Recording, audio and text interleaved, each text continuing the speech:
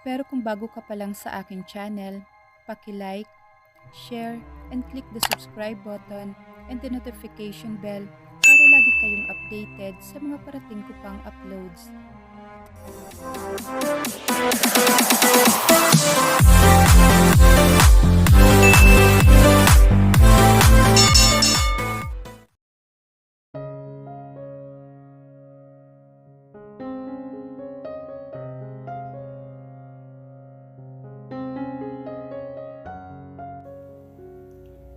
Ang kasal nga ba ang malaking pundasyon upang maging ganap na maangkin ang taong mahal mo? Paano kung ang kasal na ito ang dudurog sa iyo at nanaisin mo na lang na tuldukan at sumuko sa kasal na ito? Handa akong gawin ang lahat. Matutunan mo lang akong mahalin. Mga katagang sinasambit ni Diana. Teenager pa lang si Diana. Alam na niyang si Randall ang gusto niyang mapangasawa. But Randall had a fiancé. Kaya gumawa siya ng paraan para hindi matuloy ang kasal ng dalawa. Binayaran ng daddy niya ng 3 milyong piso ang babaeng pakakasalan sana ni Randall para lumayo ito. With his fiancé out of the way, Diana could marry the man she loved. Sa gulat at tuwa ni Diana, pumayag si Randall na pakasalan siya. Pagkatapos ng kasal nila, ang akala ni Diana ay iyon na ang simula ng masayang buhay nila ni Randall bilang mag-asawa. Pero nagkamali siya. Simula lang pala iyon ng paghihirap niya. Randall found out about what she did. Galit na galit ito sa kanilang mag-ama. Pinakasalan lang pala siya ni Randall para tuluyang ilayo sa daddy niya. Gusto nitong iparamdam sa kanya na kahit kailan ay hindi siya nito magagawang mahalin at kung gaano siya kawalang halaga para dito.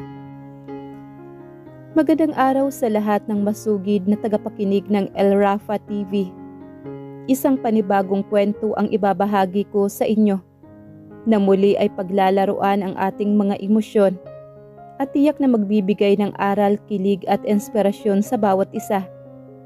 Pero bago tayo magpatuloy, kung bago ka pa lang sa aking channel, ay paki-like po ng ating video, paki-click din po ng subscribe button, gayon din ang bell icon para lagi kayong updated sa mga parating ko pang uploads. Naalimpungatan si Diana nang marinig niya ang makina ng sasakyan na papasok sa driveway. Bumangon siya mula sa kinahihigaan na couch at sumilip sa bintana. Nakita niyang pababa ng sasakyan si Randall, ang kanyang asawa. Inilak nito ang kotse at naglakad papunta sa front door. Lumapit naman siya sa pintuan at binuksan iyon. Halatang nagulat naman si Randall nang makita siya nito. Marahil ay hindi nito inaasahang gising pa siya. Wala sa loob na napatingin siya sa wall clock. Pasado 1:00 na pala na madaling araw. Bakit ginabi ka?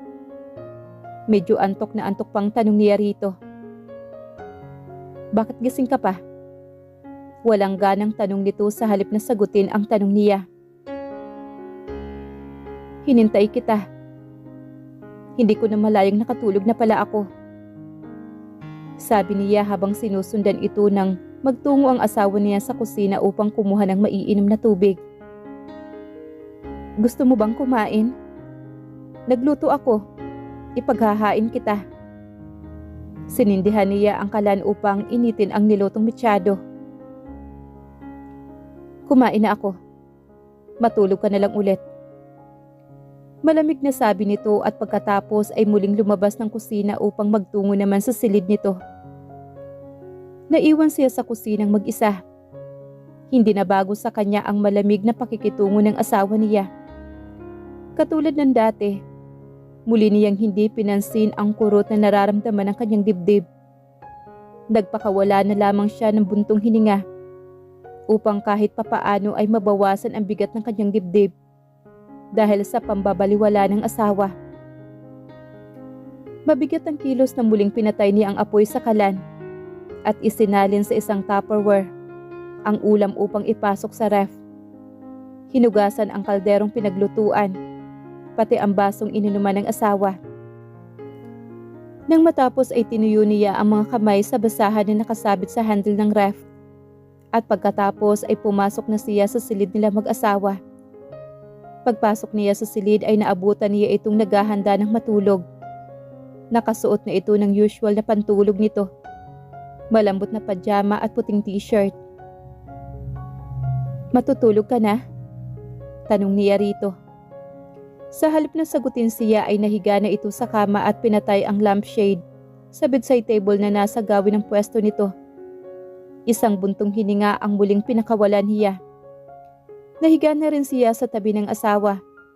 Nakatalikod ito sa kanya. Magkatabi sila sa iisang kamang iyon. Pero tila napakalayo nito sa kanya. Abot kamay niya ito. Pero tila kay hirap lapitan ito. Gustong-gusto niya itong yakapin subalit alam niyang papalisin lamang nito ang kamay niya. Katulad noong unang beses na tangkain niyang yumakap rito. Katulad din ng unang beses na tangkain niyang hawakan ang kamay nito. Ang tanging halik na namagitan sa kanila noon ay noon pang ikinasal sila. Matapos noon ay hindi na siya tinangkapang muling halikan ng asawa. Ang akala niya noon kapag naikasal sila ay magiging malapit na siya sa nag-iisang lalaking minamahal niya. Subalit nagkamali siya. Dahil magmula nang maikasal sila, ay naging milya-milya ang layo nito sa kanya. Pero hindi niya masisisi ang asawa kung bakit malamig ang pakikitungo nito sa kanya. May kasalanan siya rito. Malaki. She betrayed him. She went behind his back. Randall had a fiancé back then. At gumawa siya ng paraan para magkahiwalay ang mga ito. Alam niyang naging makasarili siya. Natakot siyang mawala ito ng tuluyan sa kanya. Kaya ginawa niya ang lahat para hindi iyon mangyari.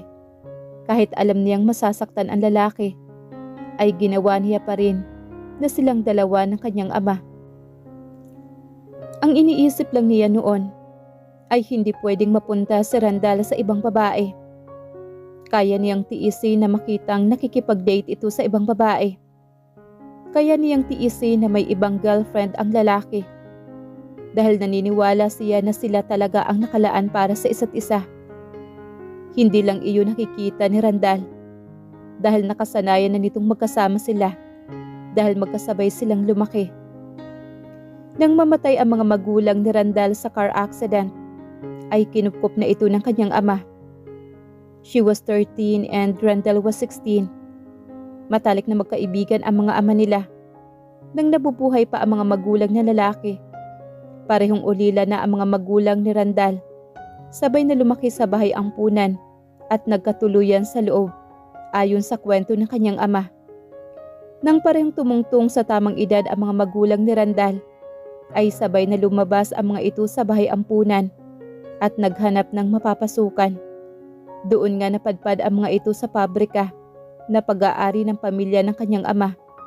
Hanggang sa ang ama niya na si Donald ang namahala sa pabrika at patuloy na nagtatrabaho doon ang mga magulang ni Randall. Nang isang beses na magdeposito ng pera sa bangko ang kanyang daddy, ay napasama ito noon kay Romy, ang ama naman ni Randall. Habang papunta raw noon sa bangko ay may humarang ditong mga kalalakihan at hinold up ang dalawa. Nanlaban ang kanyang ama at sasaksakin sana ito ng isa sa mga holdupper. Subalit napigilan iyon ng tatay naman ni Randall. At sa halip na ang daddy niya ay si Romy ang nasaksak sa tagiliran. Natakot daw marahil ang mga holdupper na makitang nasaksak ang isa sa mga ito. Kaya nagmamadaling nagtakbuhan at iniwan ang kanyang ama at si Mang Romy. Mabuti na lamang at hindi napuruhan si Mang Romy. Binata pa ang kanyang daddy nang mangyari iyon. Habang si Mang Romy naman ay noon ay si Aling Lydia ay may anak na at iyon nga ay si Randall. Humanga ang daddy niya sa katapangan na ipinakita ng tatay ni Randall. Magmula noon ay naging kanang kamay na ng kanyang ama si Mang Romy. Nagkasundo ang mga ugali ng dalawa. Ito lang ang nag-iisang pinagkakatiwalaan noon ng kanyang daddy. Doon na nagsimula ang pagiging matalik na magkaibigan ng dalawa. Tila magkapatid daw kung magturingan ang mga ito. Ayon sa kwento ng daddy niya, malaki ang utang na loob na tinatanaw ng kanyang ama sa tatay ni Randall. Kung hindi dahil dito ay baka hindi na raw siya naisilang. Kaya naman ang pumanaw na ang mag-asawa ay hindi na nagdalawang isip ang kanyang ama at kinupkop nito si Randall. Nakikita pa rin niya noon ang lalaki, pero she never paid that much attention to him. Nang lumipat naman si Randall sa bahay nila, they grew up together. They became close. He was her protector. Kamamatay lang noon ang kanyang ina. Dahil siguro parehas silang nawala ng mahal sa buhay, kaya tila nagkasumpong siya ng kakampi rito. And when poverty took over, that was also time when she started to look at Randall as a man. She confessed her feelings but he rejected her. Nakakabatang kapatid lamang daw ang turing nito sa kanya. At kung ano man daw ang nararamdaman niya, ay lilipas din iyon. But he was wrong, because the way she felt for him back then and the way she feels for him now ay walang pagkakaiba. He is the love of her life and she will do everything para mahalin din siya nito. When they were in high school, kapag nababalitaan niyang nagkakaroon ng girlfriend si Randall, ay inaaway niya kung sino man ang babaeng iyon. Binubuli nila ng mga kaibigan niya. Maldita as she was, hindi niya tinitigilan ang mga nagiging girlfriends ng lalaki hanggang hindi naghihiwalay ang mga ito. She was young, kaya mabilis din siyang pinapatawad ni Randall. At dahil siguro bata pa rin noon ang lalaki at hindi pa seryoso sa mga nakarelasyon nito, kaya binaliwalaan nito kung maghiwalay man ito at ang girlfriend nito. Minsan pa nga dahil siguro sa awa nito sa mga nagiging girlfriend na binubuli niya, ay ang lalaki na mismo ang kusang nakikipaghiwalay. Laging pinapatawag noon sa principal's office ang daddy niya. There was one time na muntik na siyang makick out sa school dahil sa pagtutorture niya sa girlfriend noon ni Randall. She became a problem to her dad. So her father came up with solution and made a deal with her. Naalala pa niya ang pag-uusap nila noon. Why do you keep on doing this, ha? Do you really like Randall that much? Na kailangan mong manakit at mambuli ng schoolmate mo? Galit na singhal ng daddy niya sa kanya. I don't like him, Dad. I love him. Hindi siya pwedeng mapunta sa iba. Sa akin lang si Randall. Those other girls don't love him that way I do. Puno ng conviction na sabi niya rito. Pero hindi mo ito dapat gawin. Baka sa susunod sa presento ka na ipatawag dahil sa mga pinagagagawa mo. I have to do this, Dad. Hindi pwedeng mapunta sa iba si Randall. Mahal na mahal ko siya. Enough with this nonsense. Tila na puno na ang daddy niya. Kung ano man ang nararamdaman mo para kay Randall, mawawala rin yan. You're too young. Marami ka pang makikilala. You have a lot to experience and these things with Randall, lilipas din ito. You are wrong, Dad. Mahal ko si Randall at wala akong ibang mamahalin kung hindi siya lamang. Kami ang para sa isa't isa. Him, you and everyone just have to realize that. Sabi niyang nangingilid na ang luha niya. Hindi dahil sa sama ng loob kung hindi dahil sa frustration na walang naniniwala sa kanya kung gaano niya kamahal si Randall. And everyone keep on telling her na mawawala din ang nararamdaman niya para sa binata. Alam niya sa sarili niya, si Randall ang gusto niya. Ngayon at hanggang sa mamatay siya, si Randall lang ang mamahalin niya at gugustuhin niyang makasama. Tila nabasa ng ama ang naiisip niya. Lumambot ng kaunti ang ekspresyon ng mukha nito. Nilapitan siya nito at mataman siya nitong tinitigan. Sa mahinahon na boses ay muli ito nagsalita sa kanya. Talaga bang mahal mo si Randall? Tahimik na tumango siya bilang tugon sa ama. May luha pa ring umaagos sa pisngi niya. Pinahid iyon ng ama. Okay, let's make a deal. Mahinang sabi niya. When the times comes, kapag nasa tamang edad ka na. I will help you with Randall. Really, Dad? Umaaliwalas naman ang mukha niya na sinabi sa ama. Tumango naman ito. Pero kailangan mong ipangako sa akin na titigilan mo na ang ginagawa mong panggugulo sa mga nagiging girlfriend ni Randall. And you will focus on your study. Pero Dad, paano kung biglang mag-asawa na lang si Randall? Bakas ang takot at pag-alala sa mukha niya. Hindi ba't mahal mo siya at naniniwala kang kayo ang para sa isa't isa? Yes, pero Dad, then, you have to keep on believing that. Seryoso ang tinig at sitsura ng ama niya. Just trust me. I will help you when the right times come. You have to promise me na hindi ka na manggugulo ng ibang tao and you will focus on your study. Okay, Dad. In one condition. Seryoso din ang mukhang sabi niya rito. I promise to behave and focus on my study. Ipropromise me na hindi mo ako ipapadala sa kung saan-saan at ilalayo kay Randall. Kung nasaan si Randall, dapat nandoon din ako. Her father is a businessman. Sanay na makipag-negotiate kanino pa ba siya magmamana. Okay, I promise. Pareho nilang pinanindigan ng kanyang ama ang kanilang pangako sa isa't isa. Tiniis niya ang sakit at frustration kapag nalalaman niyang may nagiging girlfriend na naman si Randall.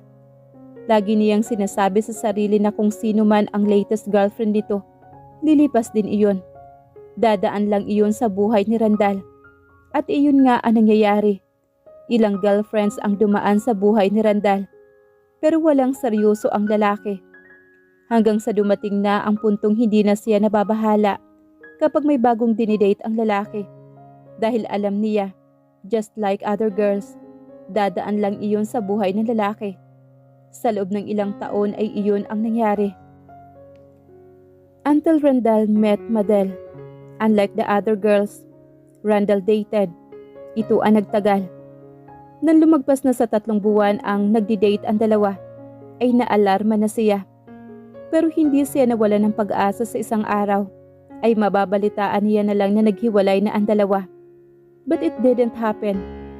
Umabot ng 6 na buwan ang relasyon ni Randall at ni Madel. Tila nagiging seryoso na ang samahan ng dalawa. But she can't do anything. During that time, ay matatapos na siya sa kanyang masteral degree. She promised her father that she will focus on her study and will not do anything sa mga girlfriend o magiging girlfriends pa ni Randall. So nagtiis siya ulit. Nag-focus siya sa kanyang thesis upang makapag-graduate na siya at para maibaling na rin niya ang atensyon niya. At isa pa, may tiwala siya sa pangako ng kanyang ama na sa pagdating ng tamang panahon ay tutulungan siya nito kay Randall at pinanghawakan niya iyon. Hanggang sa nabalitaan na nilang na nag-propose si Randall kay Madel. She was devastated.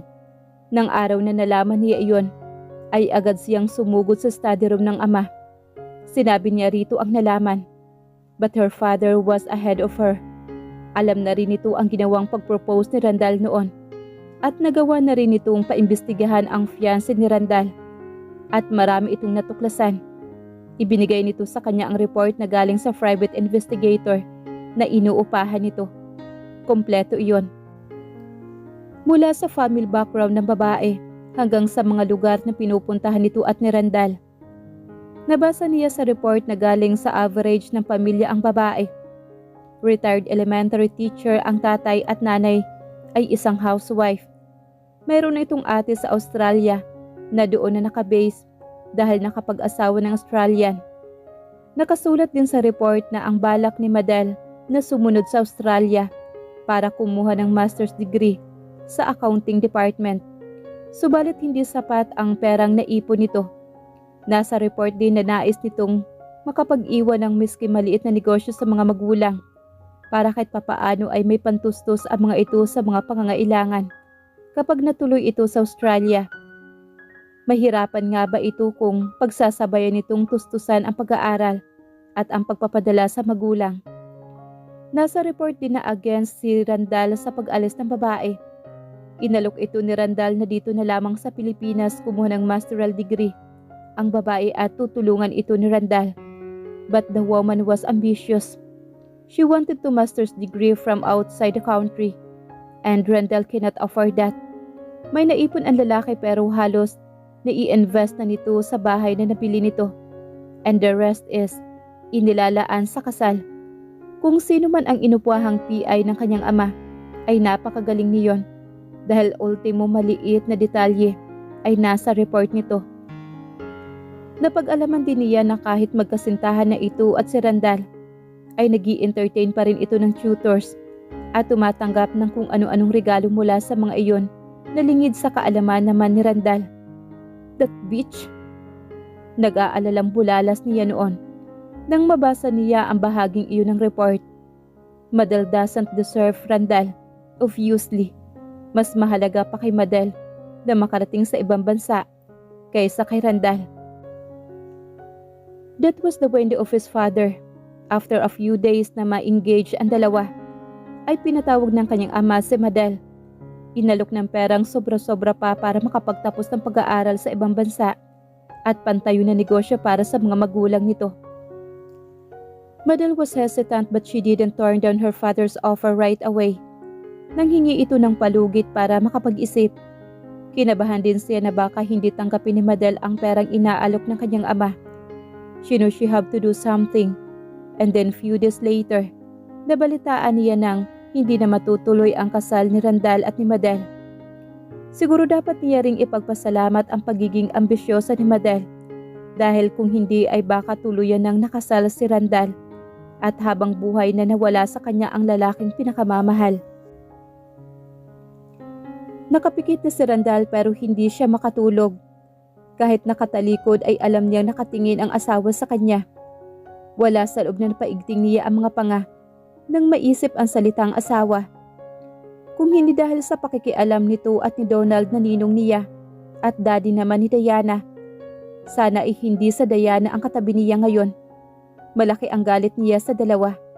Pinagkaisahan siya ng mga ito. Ginawa siyang tanga. It's been 4 months simula nang ikasal sila ni Diana. But never once they consummated their marriage, nor he tried to fulfill the duty of a husband. Dahil para sa kanya ay sa papel lamang sila mag-asawa. Ang pagpapakasal niya kay Diana ay ang pagpaparusa niya sa mag-ama sa ginawa niyang pakikialam ng mga ito sa buhay niya. Masyado siyang nasakta ng paghimasukan ng mga ito ang buhay niya at gusto niyang gantihan ang mag-ama. Alam niyang mahal na mahal siya ni Diana. Mula pa noong mga bata sila. Nagpakasal siya rito para iparamdam at iparana sa babae na kahit anong gawin nito, kahit na naikasal na sila, ay hinding-hindi niya ito mamahalin. Gusto niya ring saktan ang ninong Donald niya sa pamamagitan naman ni Diana. Sinong magulang ang hindi masasaktan kapag nakitang nasasaktan din ang anak nito? Paano niya mamahalin ang isang taong makasarili na naging dahilan ng paglayo ng babaeng mahal niya at binalak na pakasalan? Parang may tumusok sa dibdib niya nang maalala ang babaeng nais pakasalan na si Madel. They'd been together for years. Sa lahat ng mga naging girlfriends niya, ay ito lang ang nagtagal. Nagkasundo silang dalawa. Kaparehas niya ay career driving din ang babae. Humanga siya sa determinasyon na nakikita niya rito. Matagal na nitong pangarap na mag-aral sa ibang bansa para sa master's degree nito. Tutol siya noon dahil ayaw niya makalayo sila. Ang gusto niya sana ay kung mag-aasawa siya, ay magkasama sila. Maaga siyang naulila sa magulang, kaya naman sabik siya na magkaroon ng sarili niyang pamilya. Pero may iba pa palang plano ang babaeng pinilit niyang mapakasalan. Noong una akala niya ay nakalimutan na ni Madel ang kagustuhan na makapag-aral sa ibang bansa. Dahil isang beses lamang iyong nabanggit ng babae sa kanya at hindi na naulit hanggang noong gabi ng engagement nila. Lingid sa kanyang kaalaman ay may usapan na pala ito at ang kapatid nitong nasa Australia tungkol sa pagpunta doon ni Madel para sa pag-aaral nito. Kahit na-engage na sila, ay alam niyang wala pa rin siyang karapatang pigilan ito. Natuparin ang pangarap nito. Kaya naman wala siya nagawa kundi suportahan na lamang ito. Kahit alam niyang kapag umalis na ang babae, ay matatagalan pang itong makabalik. Hindi mayaman ang pamilyang pinagmula ni Madel, at kapag nakarating niya ito sa ibang bansa, ay alam niyang pagsasabayin nito ang pag-aaral at pagtatrabaho. Kasabay pa niyon ay susuportahan rin nito ang mga magulang na naiwan sa Pilipinas. Nais niya itong tulungan subalit ang perang naipon niya ay na-invest na niya sa bagong bahay na balak niya sanang maging tirahan nila, at ang natira ay nakalaan para sa pagpapakasal nila. Inaalok niya noon iyon kay Madel na gamitin muna nito ang pera na nakalaan sa kasal para sa pag-aaral nito. Pero dahil hindi pa rin iyon sapat, ay hindi na lang pumayag ang babae. Ang katwiran nito sa kanya ay mas makakabuti na huwag na iyong galawin, upang kahit anong oras na gustuhin nilang magpakasal, ay magpapakasal sila. Pagtatrabaho na lamang daw nito ang pag-aaral. Natuwa naman siya dahil nangangahulugan lamang iyon na talagang gusto rin itong magpakasal sa kanya. Kaya naman laking pagtataka niya noong bigla na lamang itong umalis nang hindi malang nakikipag-usap sa kanya. Sa halip ay isang text messages lamang ang ipinadala nito. "I'm sorry. I can't marry you now. I just can't." Nang matanggap niya ang mensaheng iyon mula rito, ay agad niyang tinawagan ang babae. Subalit hindi na niya ito makontak pa. Pinuntahan niya ito sa pinagtatrabahuan nito. Subalit napag-alaman niya na nag-file na pala ito ng immediate resignation ang babae. Pinuntahan niya ito sa bahay. Subalit ang mga magulang lamang nito ang naabutan niya roon. Sa mga ito niya nalaman na ng araw na iyon ay iyon din ang araw ng pag-alis ng babae papuntang Australia. Nais niya pa sana itong habulin noon sa airport, pero pinigilan siya ng ama ni Madel. Hindi na raw niya iyon aabutan dahil malamang na mga oras na iyon ay nakasakay na sa eroplano ang babae. Parang naging malabo ang lahat sa paligid niya. Ang huling natatandaan niya ay humingi ng kapatawaran ang tatay ni Madel sa kanya dahil sa biglaang pag-alis ng anak nito. Hindi niya alam kung paano siya nakauwi ng araw na iyon. Para siyang pinagsakluban ng langit at lupa. Sa isang iglap lang ay gumuho ang mundo niya. Sa loob ng ilang buwan ay ilang beses niyang sinubukan na makontak ang babae. Ilang beses din siyang nagpabalik-balik sa mga magulang ni Madel at nakikiusap na ibigay sa kanya ang contact number at address nito sa ibang bansa. Subalit paulit-ulit din siyang nabibigo. Pati ang Facebook account nito ay nawala na rin. Parang bulang naglaho ang babae sa buhay niya. Halos 2 buwan siyang hindi nakapagtrabaho. Para siyang namatay. Humihinga siya, pero wala siyang nararamdaman. He was miserable. Hanggang sa kausapin na siya ng ninong Donald niya, pinababalik na siya nito sa trabaho.